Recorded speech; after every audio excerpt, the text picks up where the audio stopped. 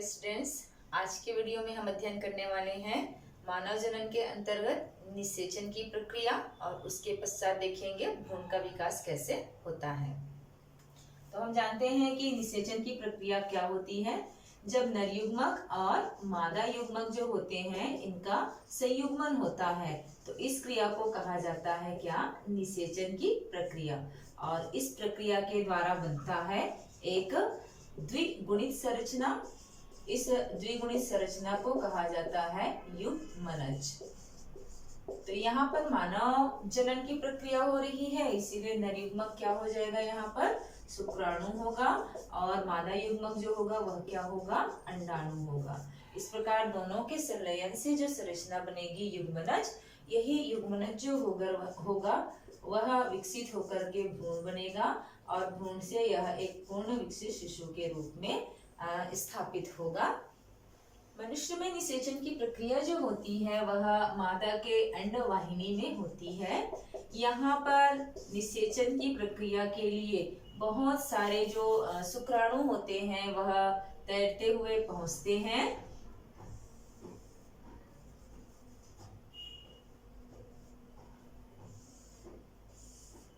इस प्रकार से ये गर्भाशय यहाँ पर अंडाशय, जब अंडाणु जो होता है वह मोचित हो जाता है और मोचित होने के पश्चात में यह अंडवाहिनी में पहुंच जाता है। तो अंडवाहिनी जो होता है उसका अग्रभाग जो होता है वह झालर नुमा संरचना के रूप में होता है जो झालर कहलाता है। इसका सामने वाला भाग जो होता है वह कीपक कहलाता है और कीपक के पीछे वाला भाग जो होता है वह कहलाता है संकीर्ण पथ। और संकीर्ण पथ और कीपक के पास वाली संरचना जो होती है वह कहलाती है एम्पूला। तो जब एक अंडाणु जो होता है वह एम्पूला में पहुंचता है तो पहुंचने के पश्चात इसका द्वितीय अर्धसूत्री होता है, अर्थात प्रथम अर्धसूत्री में जो अंडाणु बना हुआ होता है यह मोचित होने के पश्चात जब अंडवाहिनी में प्रविष्ट करता है तो यहाँ पर इसका द्वितीय अर्धसूत्री होता है, जिसके दौरान वह एक और दो असमान कोशिकाओं का निर्माण करता है जिसमें से एक अंडाणु होता है। इस समय जब शुक्राणु जो होते हैं, जब यह निषेचन की प्रक्रिया हो रही होती तो बहुत सारी संख्या में शुक्राणु जो होते हैं वह अपने पूंछ की सहायता से तैरते हुए अंडाणु तक पहुंचते हैं और अंडाणु से आकर के ये चिपक जाते हैं। इस प्रकार से अंडाणु की जो बाह्य दीवार होती है उससे ये स्पर्म्स जो होते हैं, शुक्राणु जो होते हैं वो आकर के चिपक जाते हैं। इस समय एक अंडाणु जो होता है इसके चारों तरफ जो जोना पेलुसिडा का लेयर पाया जाता है और जो कोरोना रेडिएटा की कोशिकाएं पाई जाती हैं, इनको भेदते हुए कोई एक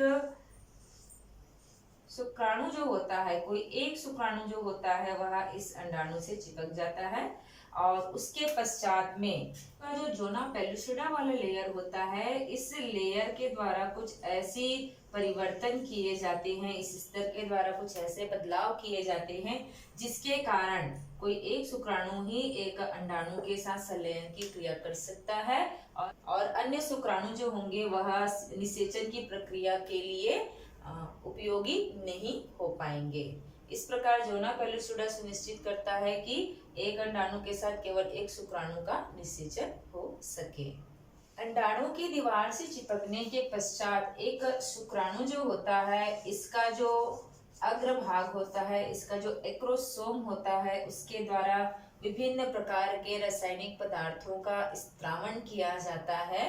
इन रासायनिक पदार्थों को एक साथ कहा जाता है स्पर्म लाइसिन।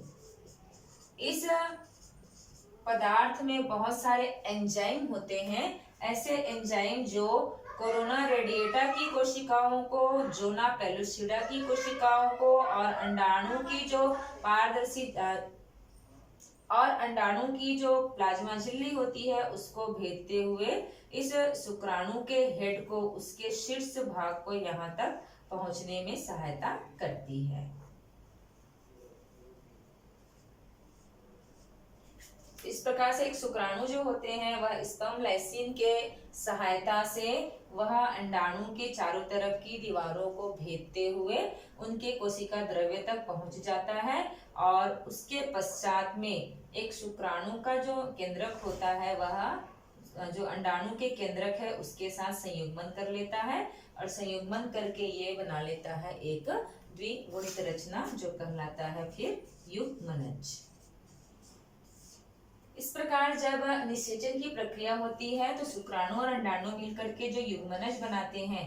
यह निषेचन की प्रक्रिया जो होती है वह होती है अंडवाहिनी में, और अंडवाहिनी में जब निषेचन पूरी हो जाती है उसके पश्चात में इस युग्मनज में समसूत्री विभाजन होना प्रारंभ हो जाता है। जब ये युग्मनज एक समसूत्री विभाजन करता है तो 2 कोशिकीय अवस्था को प्राप्त करता है और उसके पश्चात 2 से 4 कोशिकीय अवस्था, 4 से 8 कोशिकीय अवस्था, 8 से 16 कोशिकीय अवस्था को प्राप्त करता है। इनके द्वारा जो विभाजन की प्रक्रिया से कोशिकाओं का निर्माण होता है, इन कोशिकाओं को कहा जाता है ब्लास्टोमियर्स। और इस प्रकार से जब 16 ब्लास्टोमियर्स हो जाते हैं एक युग्मनज में, तब इस अवस्था को कहा जाता है मोरूला अवस्था। मोरूला अवस्था जो होती है, अब यह धीरे धीरे गर्भाशय के संकीर्ण पथ से आगे बढ़ती है और ये गर्भाशय की गुहा में प्रवेश करती है। गर्भाशय की गुहा में जैसे ये प्रवेश करती है उस समय इसमें कुछ इस प्रकार के परिवर्तन आते हैं कि इनके अंदर उपस्थित जो ब्लास्टोमियर्स होते हैं वह 2 लेयर्स में अपने आप को डिवाइड कर लेते हैं। 2 लेयर या 2 स्तर बना लेते हैं। इसमें से जो बाहर वाला स्तर होता है इसको कहा जाता है आउटर सेल मास, इसको कहा जाता है आउटर सेल मास, और उसके अंदर पाई जाती है बहुत सारी कोशिकाएं जो कहलाती है इनर सेल मास। इन कोशिकाओं को कहा जाएगा इनर सेल मास। यह अवस्था जो होती है वह क्रमशः इस प्रकार से परिवर्तित होती जाती है कि यह आउटर सेल मास जो होता है वह लगातार विभाजन करते जाता है। अब ये आउटर सेल मास जो होता है कहलाता है ट्रोफोब्लास्ट, और उसके बाद में जो इनर सेल मास जो होता है वह कहलाता है एम्ब्रायोब्लास्ट।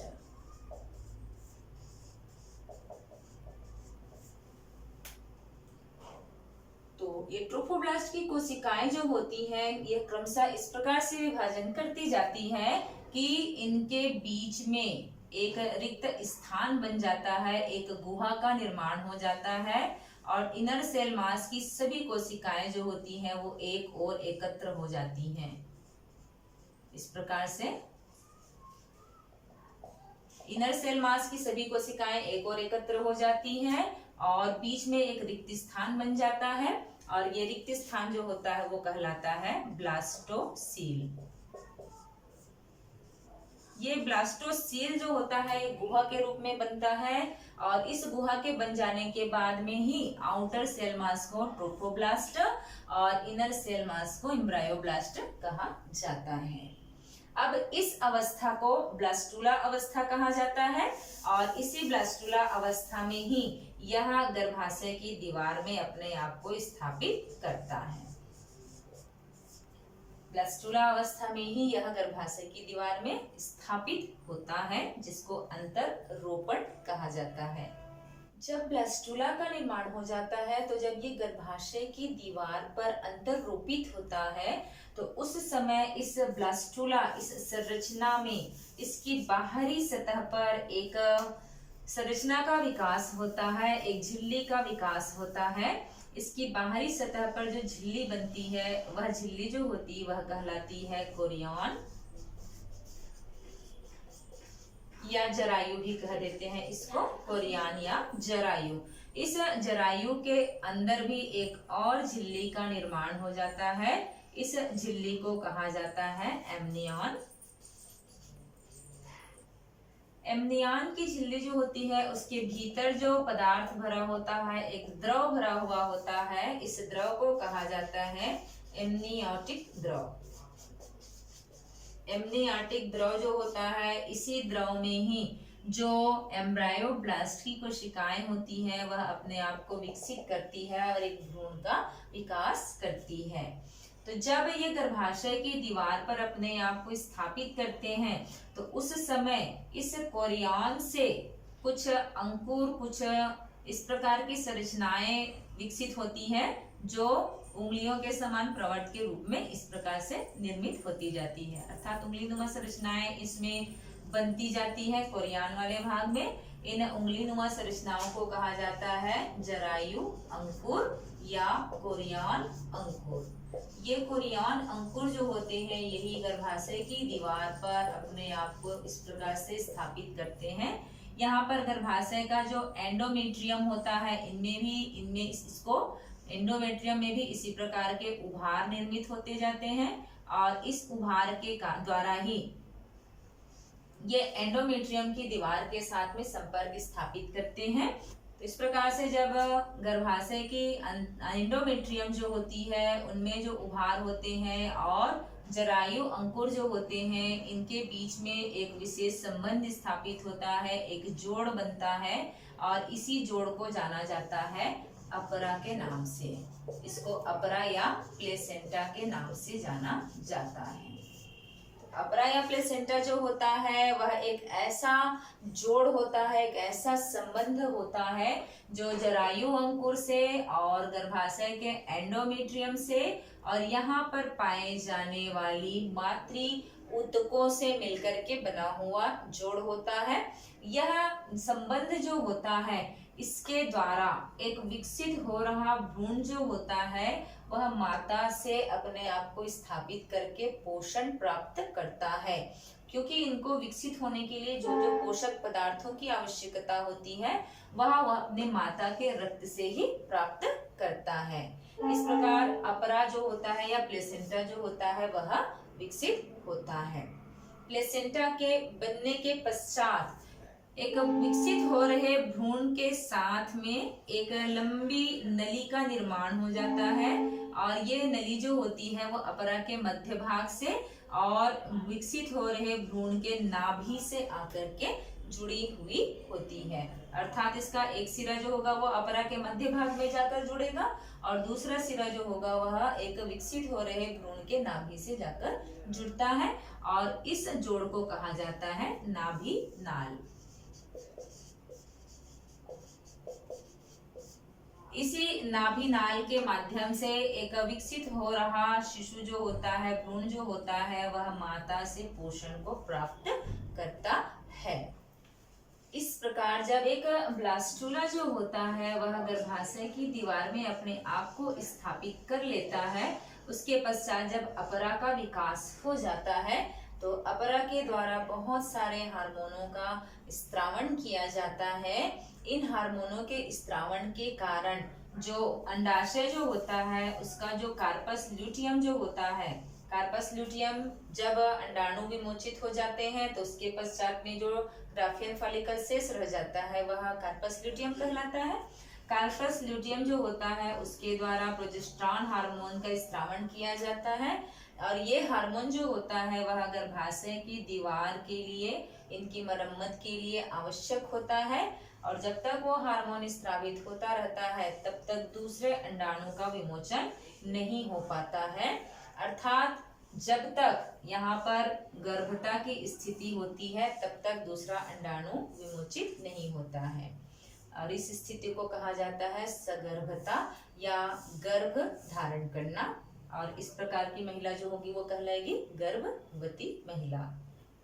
ब्लास्टुला अवस्था का गर्भाशय में स्थापित होने के पश्चात उनमें क्रमशः जो परिवर्तन आता जाता है उसके कारण 3 जनन स्तरों का निर्माण होता है, जिसमें से एक होता है एक्टोडर्म जो बाहर की ओर बनता है, दूसरा होता है मेसोडर्म जो कि मध्य में बनता है और एक होता है एंडोडर्म जो कि भीतर की ओर बनता है। इन 3 जनन स्तरों के बनने की प्रक्रिया को ही कहा जाता है गैस्ट्रुलेशन प्रक्रिया और इस अवस्था को कहा जाता है गैस्ट्रुला अवस्था। गैस्ट्रुला अवस्था में जो ब्लास्टुला में ब्लास्टोसील गुहा होती है वह परिवर्तित हो जाती है और एक दूसरी गुहा बन जाती है जिसको कहा जाता है आर्केंट्रॉन आर्केंट्रॉन जो होता है यही क्रमशः पुनः अपने आप को परिवर्तित करता है और आहार नाल का निर्माण करता है। और 3 जनन स्तर जो होते हैं इनके द्वारा क्रमशः अलग अलग समय में अलग अलग अंगों का निर्माण किया जाता है। 3 जनन स्तरों का निर्माण जो होता है वह क्रमशः ब्लास्टूला के एम्ब्रियोब्लास्ट कोशिकाओं के द्वारा होता है। चलो, ब्लास्टूला में हम लोगों ने देखा था 2 लेयर्स पाए जाते हैं, 2 स्तर पाए जाते हैं। जो बाहर वाला होता है उसको ट्रोफोब्लास्ट कहा हमने, और जो मध्य में होता है उसको हमने कहा एम्ब्रियोब्लास्ट कोशिकाएं। तो यही एम्ब्रियोब्लास्ट कोशिकाएं जो होती है, इनकी कुछ कोशिकाएं जो होती हैं इस भाग से पृथक हो जाती हैं, और पृथक होकर के जो ब्लास्टोसील गुहा होती है उस गुहा में आकर के क्रमशः इस प्रकार से विभाजन करती जाती है कि विभाजन करते हुए एक जनन स्तर का निर्माण कर लेती है, एक लेयर का निर्माण कर लेती है। इस लेयर को कहा जाएगा ये ट्रोफोब्लास्ट या एम्ब्रियोब्लास्ट की कोशिकाएं। इस भाग की कुछ कोशिकाएं जो होंगी वह विभाजन करके एक लेयर का निर्माण करती है। यह लेयर कहलाता है एक्टोडर्म। एक्टोडर्म की यह लेयर, ये कोशिकाएं जो होती हैं वो आगे चल करके आहार नली का निर्माण करती है। अब यहाँ पर जो शेष बची कोशिकाएं होती हैं, एम्ब्रियोब्लास्ट की शेष कोशिकाएं होती हैं, ये कहलाती है भ्रूणीय डिस्क या बिंब कहलाती है। भ्रूणीय डिस्क या भ्रूणीय बिंब। उसके पश्चात में भ्रूणीय बिंब की कुछ कोशिकाएं जो होती है उनका जो किनारे वाला भाग होता है, इस किनारे वाले भाग की कुछ कोशिकाएं जो होती हैं उनसे पृथक होती जाती है और क्रमशः विभाजन करती जाती है। और विभाजन करने के पश्चात में एक और स्तर का निर्माण कर लेती है, और यह स्तर जो होता है वह कहलाता है मीजोडर्म। ये एंडोडर्म हो गया और उसके पश्चात में बन गया क्या, मीजोडर्म। उसके पश्चात तीसरा जनन स्तर बनता है एक्टोडर्म के रूप में, अर्थात यहाँ की कुछ कोशिकाएं जो होती हैं अपने आप भ्रूण डिस्क से अलग होकर के एक और लेयर का निर्माण करती है और बना लेती है एक्टोडर्म लेयर। जब 3 जनन स्तरों का निर्माण हो जाता है तो इनसे क्रमशः निम्नलिखित अंगों का विकास होता है। भ्रूण का जो एक्टोडर्म होता है इस भाग से त्वचा का, मस्तिष्क, मेरुरज्जु व तंत्रिकाओं का विकास होता है। इनके एंडोडर्म से आहार नली, पाचन तंत्र के विभिन्न अंग, श्वसन तंत्र, मूत्राशय, कर्ण का मध्य भाग विकसित होता है। और मेसोडर्म वाले भाग से नोटोकॉर्ड, रीढ़ की हड्डी, मांसपेशियां, हृदय, रुधिर की वाहिनियां, जनन अंग तथा वृक्क आदि का निर्माण होता है। मेसोडर्म की कुछ कोशिकाएं जो होती हैं वह उनमें विभाजन की क्षमता पाई जाती है, जिसके द्वारा वह कुछ और संरचनाओं का निर्माण करती रहती है। जब युग्मनज होता है वह गर्भाशय के एंडोमेट्रियम से अंतर स्थापित हो जाता है, तब ऐसी स्थिति को सगर्भता कहा जाता है। अर्थात ऐसी मादा जो होंगी वह गर्भवती कहलाती है। और इस अवस्था में ना तो ऋतुस्राव चक्र होता है, ना ही इनमें अंडोत्सर्ग की प्रक्रिया होती है, जब तक कि प्रसव की प्रक्रिया पूरी नहीं हो जाती है। प्रसव के पश्चात पुनः ये प्रक्रिया जो है वो प्रारंभ हो जाती है। मनुष्य में सगर्भता की समयावधि जो होती है वह 9 महीने तक की होती है, और 9 महीने के अवस्था तक इनके जो गर्भ में जो परिवर्तन होते हैं वह निम्नलिखित प्रकार के होते हैं। तो एक विकसित हो रहा भ्रूण जो होता है वह पहले महीने में उनका हृदय जो होता है वह क्रमशः निर्मित हो चुका होता है। दूसरे माह में उनके पैर और उनकी उंगलियां, पैर की उंगलियां जो होती, अग्रपाद और पश्चपाद की निर्माण और उनकी उंगलियों का निर्माण हो जाया रहता है।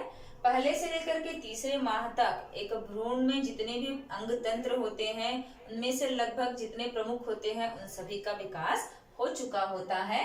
5वां माह के आते आते तक उनमें एक गतिशीलता देखी जा सकती है, मूवमेंट उसमें महसूस किया जाता है, और उसके साथ साथ उसके सिर पर बालों का उगना भी देखा जा सकता है।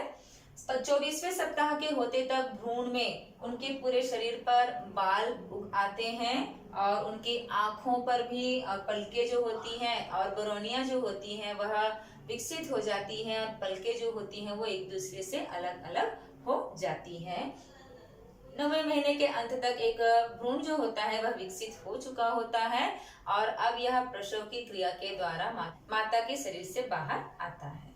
गर्भ के पूर्ण हो जाने के पश्चात गर्भाशय की दीवारों में संकुचन की प्रक्रिया होती है, जिससे एक भ्रूण जो होता है वह शरीर से बाहर निकलता है, गर्भाशय से बाहर निकलता है। इस प्रक्रिया को प्रसव के नाम से जाना जाता है। प्रसव की क्रिया के लिए सहायक हार्मोन्स जो होता है वह पीयूष ग्रंथि के द्वारा स्रावित किया जाता है और वह हार्मोन होता है ऑक्सीटोसिन हार्मोन। यह हार्मोन जो होता है वह गर्भाशय की दीवारों को क्रमशः संकुचन के लिए प्रेरित करता है।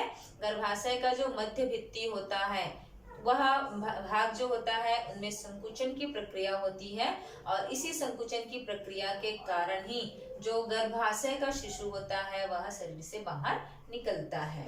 इसके साथ साथ रिलैक्सिन नामक हार्मोन जो होता है वह भी अपरा के द्वारा स्रावित किया जाता है।